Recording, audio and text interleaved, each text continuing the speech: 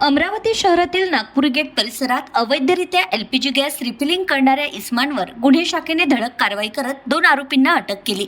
या कारवाईत एकूण 2,05,500 रुपयांचा मुद्देमाल जप्त करण्यात आला असून पोलिसांनी अवैध धंद्यांवर कठोर कारवाईचा इशारा दिलाय। पोलिसांच्या माहितीनुसार 24 मार्च 2026 रोजी गुन्हे शाखेला गुप्त माहिती मिळाली की लालखडी वॉटर सप्लाय मागील भिंडी भागात घरगुती गॅस सिलेंडरमधून प्रवासी ऑटो रिक्षामध्ये अवैधरित्या गॅस भरला जात आहे। या माहितीच्या आधारे पोलिसांनी तात्काळ छापा टाकत कारवाई केली। यावेळी आरोपी शेख फरीद शेख नजीर वय वर्ष 46 राहणार लालखडी याच्याकडून एलपीजी सिलेंडर, इलेक्ट्रिक मोटर व इलेक्ट्रॉनिक्स वजन काटा असा सुमारे 5,500 रुपयांचा मुद्देमाल जप्त करण्यात आला। तसेच मोहम्मद सलमान शेख हमीद वय वर्ष 24 राहणार लालखडी याच्याकडून MH27 DZ 0854 क्रमांकाची प्रवासी ऑटो रिक्षा जप्त करण्यात आली। दोन्ही आरोपी घरगुती गॅसचा अवैध वापर करून आर्थिक लाभ घेत असल्याचं तपासात निष्पन्न झालं।